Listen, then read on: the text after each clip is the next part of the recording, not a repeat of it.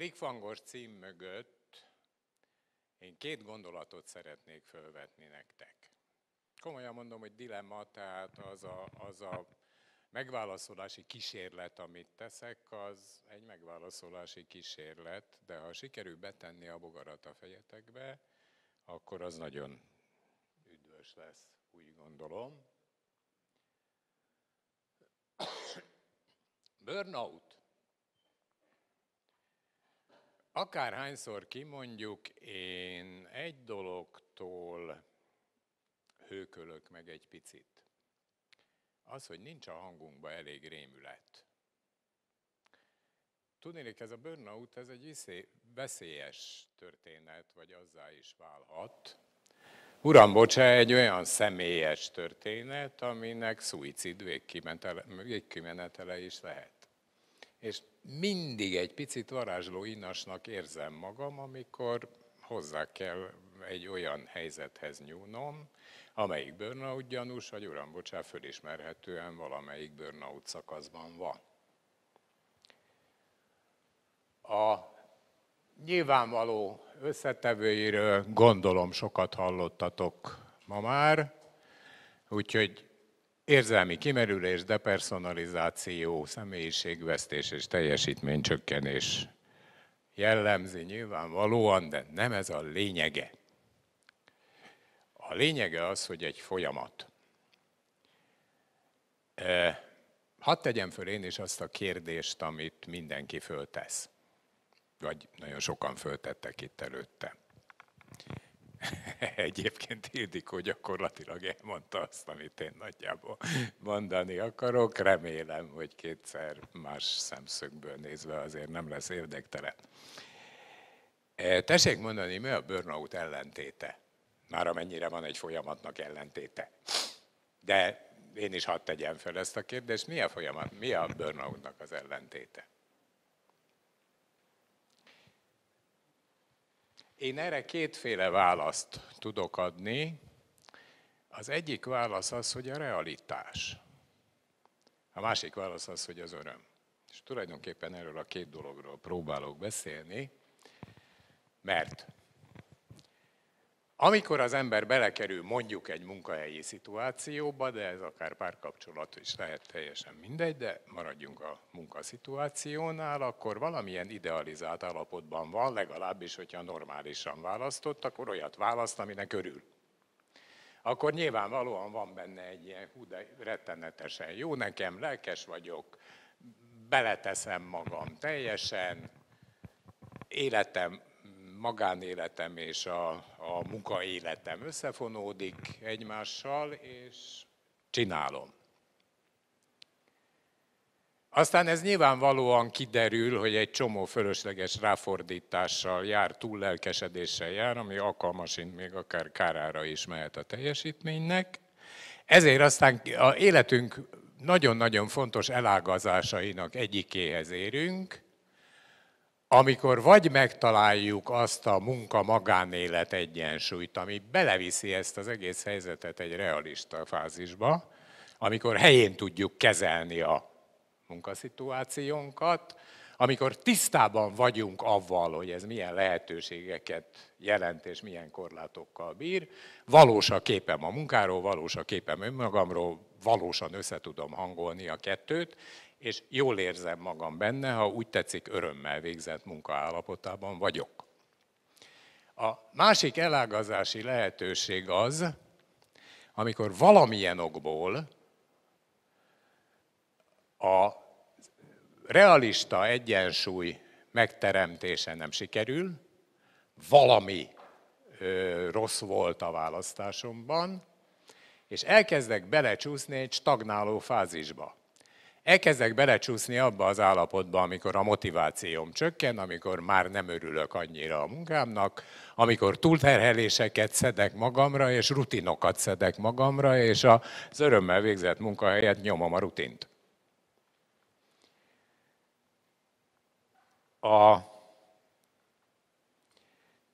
Tovább haladva ezen a vonalon, a stagnálás vonalán, egyszer csak belejutok egy frusztrációs fázisba, Kimerültség, hibáztatás, csökkent önértékelés, csökkent stressztűrés, ingerlékenység, feszültség, stb. Megjelennek a személyiségemben, vagy a személyemben is a dolgok. És a végén egy kiégett, fásult ürességfázis következik be, amikor már pszichoszomatikus tüneteim vannak. A kérdésem az, hogy meddig coach kompetencia a dolog, vagy meddig lehet kompetens a coach, és mikor kell eljutni, vagy arra a fölismerésre jutnia, hogy itt én már nem vagyok kompetens, vagy nem biztos, hogy kompetens vagyok. Engedelmetekkel összefoglaltam egy ábrában ezt az egészet. Nyilvánvalóan legyen coaching a segítség, vagy legyen más, elsősorban terápiás a segítség. A lényege az, hogy kiszedje ezekből a kiégés szakaszokból, és valamilyen módon a realitás fázisába tudja visszavinni. Az első szakaszban, a stagnálás fázisában nyilvánvalóan a felismerés mindenütt egy nagyon fontos dolog, és én úgy gondolom, hogy azért ezek annyira nagyon nincsenek így takra, meg ezek, na ez most jó kis stagnálást csinál ez a mert mutatja az A, meg a B, meg az F, meg a D jelenséget, de azért nyilvánvalóan fölismerhető. Miből következhet be ez a stagnálás? Tehát nem megyek a realizáció irányába, hanem valamilyen rossz irányba mentem. Hát az egyik lehetőség az valami olyasmi, hogy rosszul határoztam meg, hogy mi leszek, ha nagy leszek. Tehát egy kicsit mellé választottam ennek a dolognak. Coach kompetencia? Egyértelműen lehet rajta coaching módszerekkel segíteni, egy pillanatig nincsen semmiféle szorongásom vagy aggodalmam. Mi lehet a másik? A szervezeti kultúra az, amivel találkozom, amivel én nem tudok magamtól összejönni. Nem nekem való a multikörnyezet, holott nagyon boldog voltam a horribilis fizetéstől, amikor ezt beígérték. Minden további nélkül őszintén tudtam vállalni azokat a munkaterheléseket, túlórákat, elvárt túlórákat, elvárt szabadidő munkával töltéseket, vagy a szabadidő munkával való töltésének az elvárását, csat. De egyszer csak rájövök, hogy ezek azért nekem annyira nem fontosak, mint az egyébként horribilis fizetés, amit kapok. De uram, bocsán, mehetek egy kis vállalkozáshoz is, ahol olyan a munkakultúra, mint ami egy kis vállalkozásnál a normális munkakultúra. Nyilvánvalóan ez a mindenki mindent csinál, mindenki maximális erőbedobással dolgozik. A dolog tele van bizonytalansággal, vagy kifizetik, vagy nem akarok itt horrorokról beszélni, de minden további nélkül ettől a szervezeti kultúrától is elég erősen lehet idegenkedni. De ennek a felismerésében, ennek az elakadásnak a feldolgozásában a coaching segítség az megint nyilvánvalóan rendben van. Mondok egy harmadik példát, uram, bocsá, nagyon jó voltam a szakmámban, ezért kineveznek vezetőnek, előreléptetnek egyel. Csak ippeg nincsenek vezetői szkíjeim, és erre elfelejtettek megtanítani. Nagyon-nagyon rosszul érzem magam, tud a coach segíteni? Egyértelműen tud a coach segíteni. Egyszerűbb volna azt mondanom, hogy jó, hát akkor ezek szerint a stagnálás az egyértelműen coach kompetencia. Én megmondom, hogy milyen aggodalmaim vannak, hogy ezt kimondja. Bocsássátok meg, 2 otromba, sajtóiba benne maradt ebbe a dologba, ez az oldala nyilvánvalóan a belső. Csak ahogy Ctrl-C, Ctrl-V-ztem a dolgot, elnéztem és ott maradt. Andika nincs itt, úgyhogy mondhatom, hogy kicsit sürgetett ezért, aztán volt bennem egy kis stressz, egy kis burnout, ami nem. Tehát, hogy mondjam, ha itt a belső okok egy bizonyos mennyisége bekövetkezik, vagy bizonyos fajta belső okok bekövetkeznek, mert azon, hogy nehezen fogad el segítséget, nyilvánvalóan lehet coachnak segíteni. Az, hogy nem tud csapatban dolgozni, azon át lehet egy kicsit segíteni. A negatív gondolkodás már egy kicsit határeset, de hogyha bizalmatlan, ha hibáztató, ha túlérzékeny, az már vagy coach, vagy nem coach kompetencia. Tehát azt mondanám, visszalépve, hogy annak a nyílnak van egy pici szakasza valahol ott a vége tájékán, amikor már jó, ha a coach elgondolkozik, hogy mire való. Mit tud ő segíteni ezen, vagy mit nem. Ha frusztráció szakaszát ismeri föl, akkor azért nagyon óvatosak kell lennie teljesen egyértelműen. Valami olyat mondanék, ezek nyilvánvalóan ilyen, hogy mondjam, túl leegyszerűsített, túl bölcs, túl blablabla. De azért mégiscsak azt mondanám, hogyha az egyén és a munkahely, munkakörülményeknek a viszonyában van valami beteg, mert ez azért már egy betegfázis. Van valami betegség, akkor ez még esetleg lehet coach kompetencia. Ha a saját magával való viszonyában van a betegség vagy elakadás, akkor már semmiképpen. És hogy mondjam, ez az egész dolog, amiről én itt beszélek, az a hangos kiáltás akar lenni, hogy itt bizony nagyon pontosan megvannak azok a határok, amikor azt kell mondanom nekem coachnak, hogy semmiképpen, mert nem értek hozzá, viszont baromian tudok ártani, és tessék ide nézni, ez egy nagyon veszélyes történet. És a harmadik szakaszban pedig semmi közünk hozzá. Semmi közünk hozzá, erre létezik egy szakma, úgy hívják, hogy pszichoterápia. Hát ez lett volna az egyik gondolat, amit gondoltam, hogy fölvetek nektek.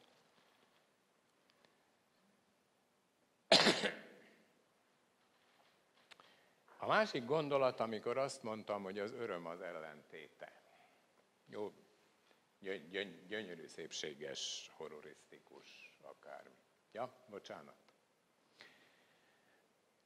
Vannak belső tényezői a kiégésnek, és vannak a kiégésre hajlamosító személyiségjegyek. Na most, ha a kiégésre hajlamosító személyiségjegyek okozzák a konfliktust, akkor az már praktikusan nem coach kompetencia.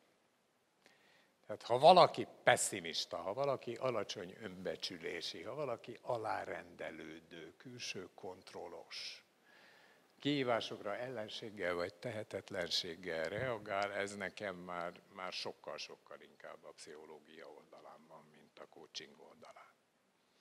Persze én volnék a nagy ember, hogyha meg tudnám mondani, hogy a pontos határ az itt van, és borotva éles.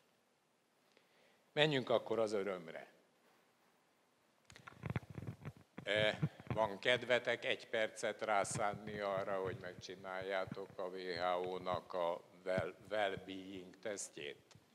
Az égvilágon semmi más nem kell tenni, mint 5 számot fölírni egymás alá, ami erre az 5 kérdésre válasz. Ha egyáltalán nem jellemző, akkor 0, ha alig, akkor 1, ha jellemző, akkor 2, és ha telibe jellemző, akkor 3. Magyarul a lehetséges végeredmény, összvégeredmény az 15 lehet maximum, és 0 minimum. Az első 4 kérdés az az elmúlt 2 hét során érezte magát kezdetű mondat valamelyik folytatása. Magyarul voltatok-e az elmúlt 2 hét során vidámak és jókedvűek? A 0 praktikusan kizárt, az összes többi, de nem kizárt, de azért, hogy mondjam, akkor nem itt volnátok, hanem valamilyen kiégéskezelése. Nyugodtak és ellazultak, aktívak és élénkek. Ébredéskor frissek és élénkek. Hát bizony a mai reggelemre gondolom, akkor well-being ide vagy oda, én elég gyengén állok ezzel a dologgal.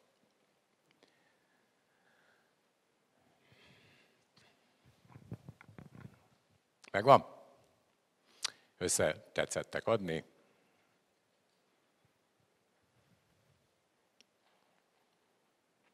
Tudja valaki, mennyi az átlag? Mi szokott kijönni átlagnak? Persze. Mennyi? Mennyi szokott kijönni? Tehát, tessék? 8-9 Magyarországon. Na, kíváncsi vagyok Magyarországon. Sokkal rosszabbak vagyunk? Tessék? Kicsit vagyunk rosszabbak, tényleg kicsit vagyunk rosszabbak. Itt van a másik sajtóhibám egyébként, amit meg fogok mutatni. Ez nem a Susánszky féle 2006-os, hanem a Hungarosztadi 2013-as számai, tehát ezek viszonylag friss számok. Magyarországon a teljes, mint a 12 000 ember egyébként a megkérdezett, az 7,8. A hölgyek rosszabbul állnak, mint az urak. A hölgyek boldogtalanabbak Magyarországon, mint az urak. Süljön le a képünk, nem tudunk boldoggá tenni benneteket, ez van. Ami teljesen egyértelmű összefüggést mutat, az az életkor előre haladtával a jól létünk, önmagunkat jól érző állapotunk, ez csökken. Mi az, ami inkább izgalmas ebben, mint maga az átlag? Mi az, ami nagy? A szórás mindenütt. Tehát nagyon-nagyon boldogtalan és nagyon túl well-being emberek vannak, mert azért ezek a 7,4-hez 3,8, ez egy viszonylag magas.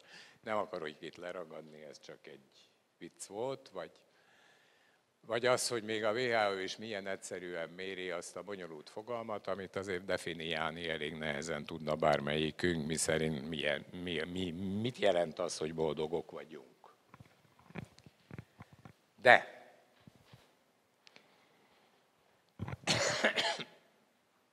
a lényeg az, hogy ezt a boldogságot használni fogjuk, vagy a jól létet használni fogjuk a továbbiakban. Elöljáróban hadd foglaljam össze, hogy a jól létünkhez nagyon-nagyon-nagyon hozzátartozik egy olyan pszichológiai immunrendszer, amelyik pszichológiai immunrendszer az a kontrollképességünket jelenti, hangsúlyozom, a tanult leleményességünket és hatékony viselkedésünket, a lelki küzdőképességünket, elkötelezettségünket és edzettségünket, a struktúrált gondolkodásunkat a világról, az összefüggések megértését és megérzését, pozitív célok találását és vállalását, ami egy nagyon fontos történet. És hát nem utolsó sorban az éntudatosság, önismeret, öntisztelet, önbecsülés. És ez mind coaching kompetencia, és mind nagyon arra való, hogy a kiégés folyamata ne következzen be, ne induljon be, vagy megállítódjék abban, vagy megtorpanjék abban a szakaszban, ahol találkozunk vele és hozzányúlunk.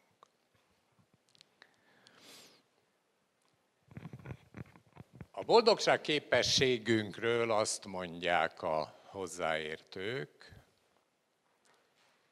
bármilyen furcsa is, hogy 50%-a, vagyis a fele az született, 40% a belső, 10% a külső. Magyarul, amivel gazdálkodni tudunk, amihez hozzá tudunk nyúlni, az ez a bizonyos 40%.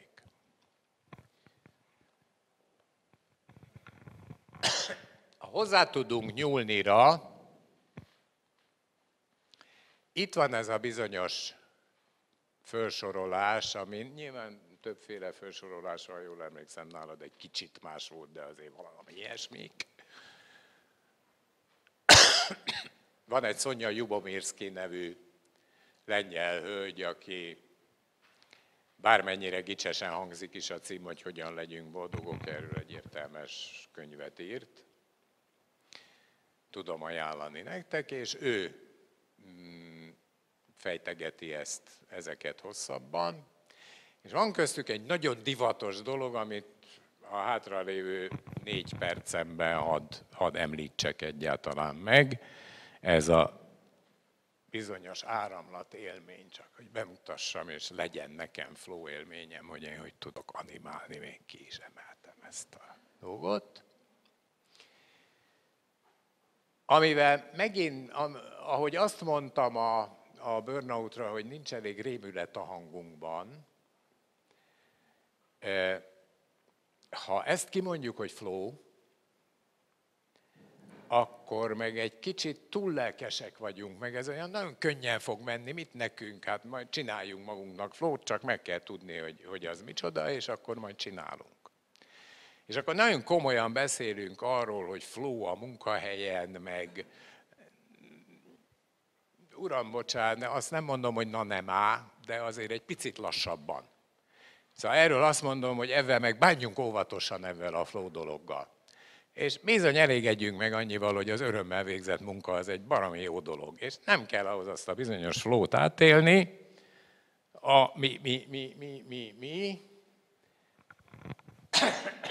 Az aktuális cselekvésbe való teljes bevonódás és az abban való feloldódás.